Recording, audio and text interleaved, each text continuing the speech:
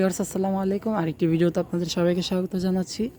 এই দেখুন, আমার বাগানে আজকে দুইটার মতো ড্রাগন ফুল ফুটেছে। এই যে এখানে একটা, আর এই যে এখানে একটা।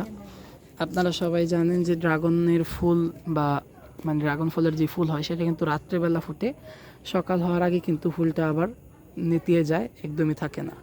তো এই কারণে কিন্তু রাত্রে থাকতেই ড্রাগন ফুলের পরাগায়নটা করে দিতে হয়। আর পরাগায়নটা হাতে করে দিলে ফলের সাইজ বড় হয় এবং ফলটা হওয়ার ফুলটা যে ফলে পরিণত হবে তার একটা আশঙ্কা বেড়ে যায়, সম্ভাবনাটা বাড়ে। যদিও বা পোকামাকড় কাজটা করে, কিন্তু মানুষ করে দিলে বা কৃত্রিমভাবে যদি কাজটা করা হয় তাহলে কিন্তু বেশি ফলপ্রসূ হয়। তো এই কারণে কিন্তু আপনারা একটা তুলি ব্যবহার করতে পারেন কিংবা পালক ব্যবহার করতে পারেন। এই যে দেখুন, পরাগরেণুগুলো সাদা সাদা পাউডারের মতন যে অংশ, এগুলি পরাগরেণু।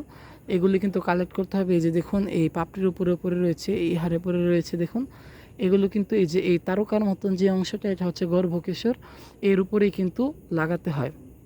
পাউডারগুলো তুলে তুলে কিন্তু এই ফুলের উপরে লাগিয়ে দেবেন, এখান থেকেও কালেক্ট করে এর উপর লাগিয়ে দেবেন।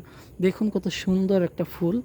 এই পুংকেশরগুলো কেমন ঝলমল ঝলমল করছে। আর এখান থেকে পাউডারগুলো দেওয়ার পর দেখুন, এটাও কিন্তু সুন্দরভাবে পরাগায়নটা হয়ে গেছে। এটা কিন্তু অবশ্যই থাকতে হবে, এটার কোনোভাবে ক্ষতিগ্রস্ত হলে চলবে না। এগুলো যদি ছিঁড়েও যায় তেমনভাবে কোনো ক্ষতি হয় না, কিন্তু এই গর্ভকেশর থাকতেই হয়।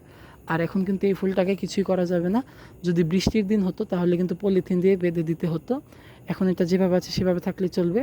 আর আরেকটাও জিনিস বলি, অন্য ফুল থেকে পরাগরেণু এনে যদি ব্যবহার করা হয় তাহলে কিন্তু সম্ভাবনাটা আরও বেড়ে যায়। তাই আপনারা চেষ্টা করবেন একাধিক ফুলের মধ্যে পরাগায়নটা করানোর জন্য, তাহলে কিন্তু অধিক ফলপ্রসূ হবে। আর ভেতরটা দেখুন কতটা ভেতর পর্যন্ত গভীর। তো এই ছিল আমার আজকের ভিডিও। ধন্যবাদ সবাইকে।